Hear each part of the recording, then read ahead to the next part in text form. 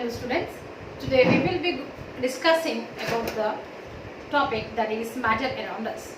Okay, so first we need to know what is matter. Okay. Matter is nothing but any substance which has mass and occupies space is known as matter. Okay, now if you observe the surroundings, we will be finding so many things around us. Okay, for example, if you see this marker, this we can call it as matter because it is having some mass, and if I put it over on the table or any surface, it is occupying the space. So this is a matter. Okay, and if you take water, water is also a matter because it has mass and occupies space. What about the gases? Gases everywhere, right? So even the gas is the matter. So just now we have seen three different states of matter. That is the solid marker, the water is the liquid, and gas is the air. Okay, or air is the gas. So we can say that matter, okay, matter exists in three different states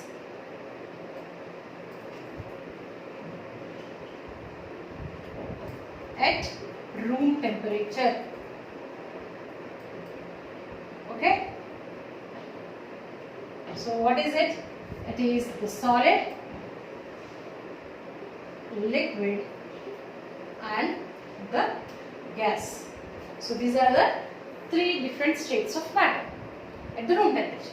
Now let us see what is a solid. So whatever it is made up of the molecules. So let us understand with an easier explanation through the arrangement of the molecules. Okay, why is a substance solid at room temperature, why is a substance liquid, and why is it a gas? All this depends upon the packing of the molecules. Whether a substance is a solid or a liquid or a gas, it is nothing but it is a matter, and matter is made up of molecules, and the arrangement of the molecules will decide the state of matter. Okay, so if we see,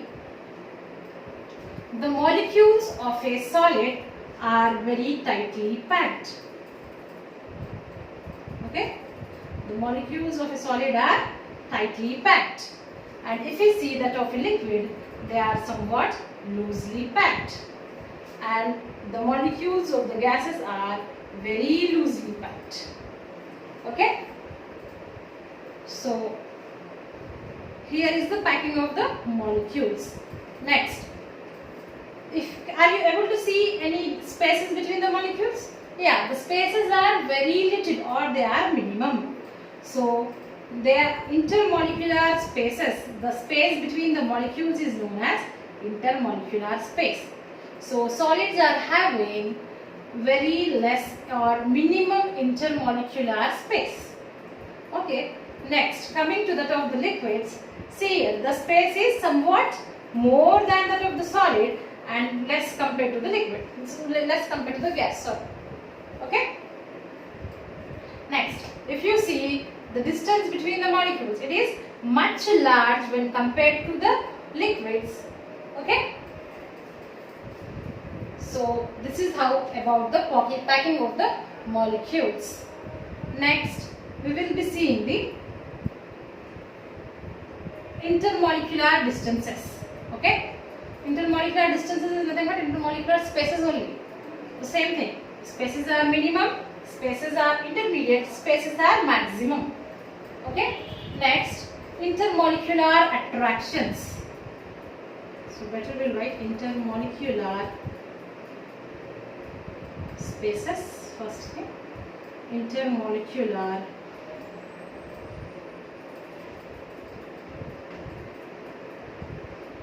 attractions. Okay, so here the molecules are very much closer in the sense what the attractive forces are more in the case of the solids. Here the molecules are a bit distant, they are far away when compared to the solids. So here the intermolecular attractions are intermediate. Here the molecules are much far. Okay, so So we can say that the intermolecular distances are more and the inter-attractive forces are less. Okay. Next is we will be seeing the volume. Okay. The volume of the solids is constant. It is fixed. So suppose if the volume of this solid is if it is occupying 10 millimeter cube, or whatever the units if it is, okay, we take, if it is occupying, the volume of the solids is fixed. For example, I will tell you in a better way. See here, if you take this marker and keep it over here, the amount of space or the volume, it is going to be the same whether you keep it over on my hand or wherever you keep. Its volume is fixed. This is only the volume going to be. Whereas if you take the volume of the liquids, suppose if you take 100 ml of water, okay, and if you take it in a container, okay, its volume is going to be 100 ml only. It is not going to expand its volume. So volume of the solids and volume of the liquids is fixed. Whereas if you take the volume of the gases, their actual volume is minimum, but they occupy the large space.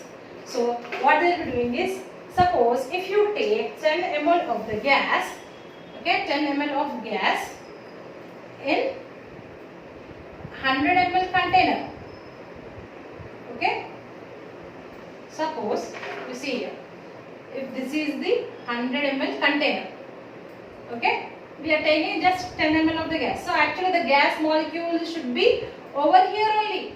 But what is happening? These gas molecules will be occupying the entire volume of present. Whether you take 100 ml container or 200 ml container, the molecules will try to spread out. Okay. So we can say that the volume of the gases is not fixed. They occupy the entire volume available. Okay. So next property we will be seeing is diffusion. Okay. So what is diffusion? Let us see.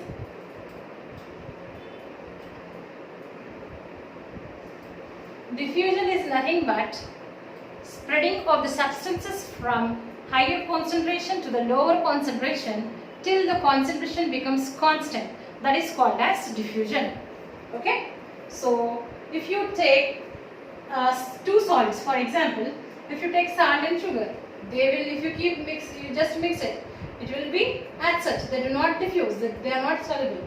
They are in that state only. Whereas if you take the solid, for example salt, and you add it in the water, what happens here is the salt first starts dissolving. Once it dissolves, then the this concentration will be throughout the solution. So we can say that solids are lesser diffusible. Okay, are very lesser diffusible. Whereas if you take two different liquids, for example, okay, we will be taking here water and milk. Okay, the moment you add water to the milk, both will combine thoroughly. Okay, and it appears as the same. That means what? Both are diffusing much easier. Okay, they are diffusing much easier. So when compared to the solids. Next, coming to the gases. Gases are highly diffusible. Okay, this one best example what we can say is, if you just open the scent bottle over here, the person sitting much far away also is able to smell that. Okay, how is he able to smell?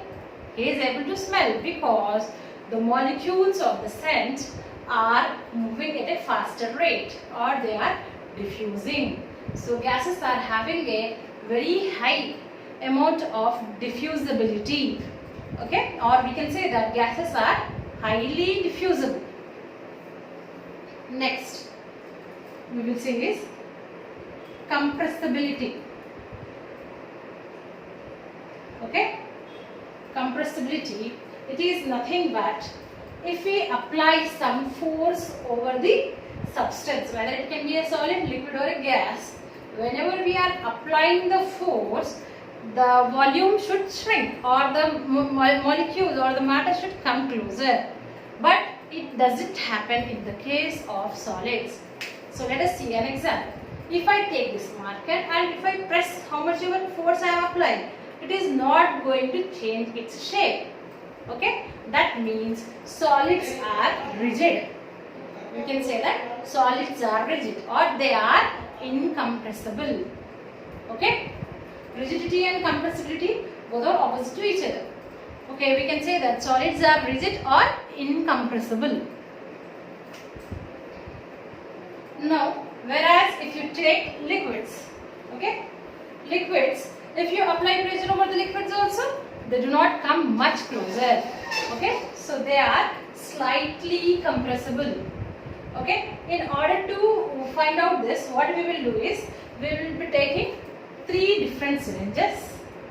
Okay, we will be taking the 3 different syringes. In those syringes, we will be putting the chalk powder. This is a solid. In the other syringe, we take water, which is a liquid, and in the other syringe, we will take it as empty syringe. It will be empty. So empty means it is having the gas. So now, where are we able to press the piston very quickly? In this case, which in the emptier ones. Okay, that means gases are highly compressible. Okay, gases are highly compressible. We will be easily able to move the piston. Okay, whereas here in the case of water, we are able to apply little pressure, then only it is able to move. Whereas how much ever we apply the pressure over here, the molecules will not be able to come closer.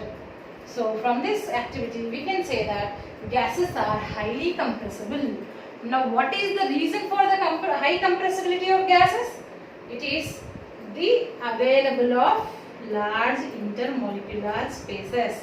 Okay, gases are having large intermolecular spaces, so they are highly compressible. Whereas in the case of solids, the molecules are tightly packed.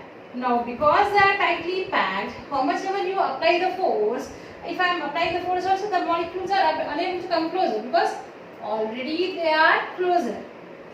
Here, because of little more space available, the liquids are slightly compressible. Gases are highly compressible because of large intermolecular spaces. Okay. Next.